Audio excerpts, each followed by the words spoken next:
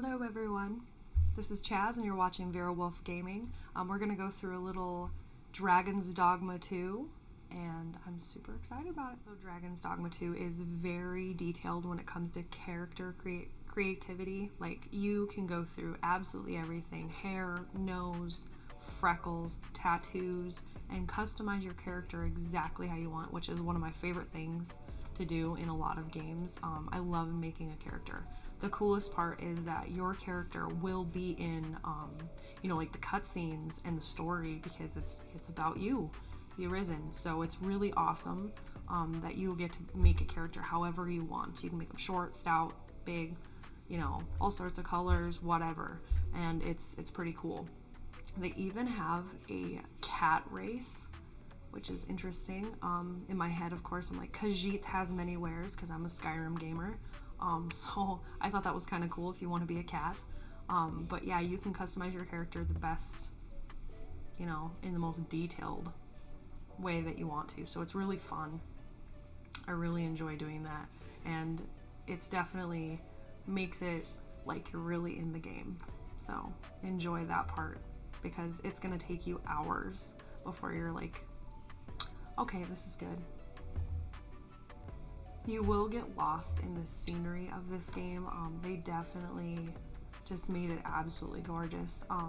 I know, like, games like Elden Ring, even Red Dead Redemption 2, I mean, you really get lost in how beautiful the game is. They definitely made a lot of waterfalls, a lot of cliffs and mountains, and it just keeps going, and it's so gorgeous to see. So you'll stop and, like I did, looking at the water. It's just like absolutely gorgeous. So the atmosphere of the game is absolutely beautiful. Definitely get lost in it and have fun. Aside from character creation, one of my favorite things in a game is definitely the combat. So the combat is very, very fun in this game. It's a little bit looser, like I said earlier. Dragon's Dogma 2 is a little bit easier combat than the first one, because it was clunky. It was kind of all over the place. But this one is a little bit more reactive. You do not lock onto your enemies, and they all do their own different melee attacks. And sometimes when they're half health or whatever, they will do something different that you do not expect. So always have your shield up and be ready for that. The combat of the game kind of threw me for a loop of your placement of like your shield. Like, you have to twist around, and you'll get used to it. There's no locking on enemies and stuff, which I actually like. I like the looseness of the game. You can get out of the way pretty quick, but definitely every enemy has its own way of combat, and they either like escalate or do something different that you do not expect sometimes. So definitely be prepared, watch your back, and you can flip around with your shield and fight, which is really awesome. As you can see, you see your character in the intros, which is awesome. There's also a cat person, a Khajiit that has many wares. He probably doesn't have any wares, but he's still cool looking. So you get to pick what characters that you like, even for your pawn. Your pawn creation is also very thorough. So if you want them all tattooed up, or short, small, whatever, it's very thorough. And like I said, you're gonna spend a long time customizing this pawn, because this is your permanent pawn that will be with you forever. Also, other people in other games can use your pawn, and sometimes when they're done with your pawn using it, if you're not in the game or whatever, or someone just wants to use your pawn, they can leave them gifts, and it gets sent back to you. So you can always claim those gifts once they use them. So it's kind of neat that other people, it's a single player game, but they can still use your pawn, and you can use other people's pawns. So, and it all depends on your level. So certain pawns that you select, you can pay for a higher level, but you can keep them kind of at your level, and those are usually free. So when you select pawns, multiple pawns later, that's what you'll be able to do. So when you start your character creation, make sure that you select their vocation, which you'll be able to tell if you want to be a fighter, archer, mage, thief, whatever works for you.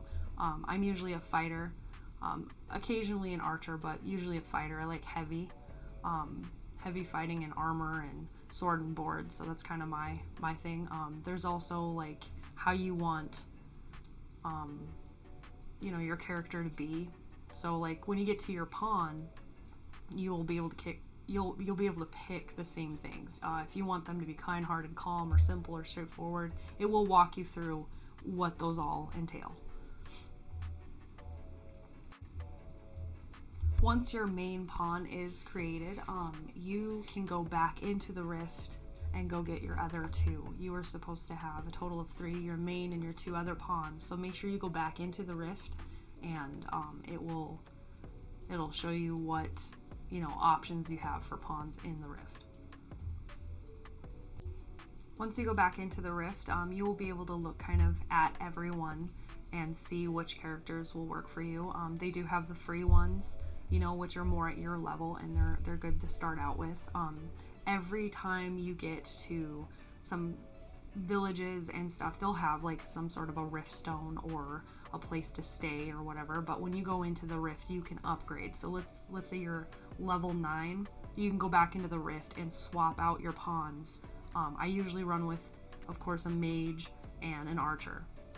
Mages are very handy, especially if they have healing, or they will light up your weapons, which is really awesome. That's one of my favorite ones, is that your sword could be set on fire while you're dealing damage. So definitely go through their stats, make sure you pick what you want, and it's only temporary, because when you go to the next rift stone, you can change it up. Once you have selected your pawns, you will just go into combat, and I'm sorry, your pawns wreck. If you stay within your, kind of level range, they do pretty good. They definitely pretty much kill everything, where you almost don't even get to it sometimes. When you do boss fights and stuff, they will aggro, a lot of the bosses or the big, creatures and stuff, which is really handy. But they definitely help out. So make sure when you're in the rift that you are picking certain things that you would do good with. Like I was talking about, like the flames on the sword, or like this mage that I have literally just set the entire tree on fire and a bunch of those goblins. So I mean, it just depends on which pawns that you pick, and you will end up just falling in love with them. Your pawns are also very funny. Like, you'll high-five them after you're done with the battle, which I thought was funny. And usually when you jump off rocks and stuff, you land on your feet. Sometimes your pawns don't. You will run into multiple towns, little villages, stuff like that. There will be merchants if you need to sell wares or, purchase other goods. Some are just basic merchants that have a little bit of stuff. Also, the dragon on Dragon's Dogma. I'm not going to get into too many details. I want you guys to just kind of find out about them yourself and whatever, but I am obsessed with dragons. I think they are absolutely awesome. I draw them. I love playing games with them. Like, I love dragons. But he torments you throughout the entire game, just like the old one. So just be aware of him. He's not very nice, but he's cool looking. Make sure you stop at an inn anytime you can, because it resets everything, and you can also store stuff at the inns, which is really handy. You can sleep until day and just kind of start from whatever town you're in that has an inn, so that's definitely handy. You can also adjust your vocation and do your stats, so make sure you look into your stats and update them. You'll have new power attacks, new melee. Make sure that you go through all of that stuff right here. You can do your main pawn's stats as well, so make sure you are always checking these and upgrading them, because they make a huge difference in combat. Well, thank you for spending time with me, and I hope you guys enjoy Dragon's Dogma 2 as much as I do, so please just jump in and have a blast. So I'll see you later.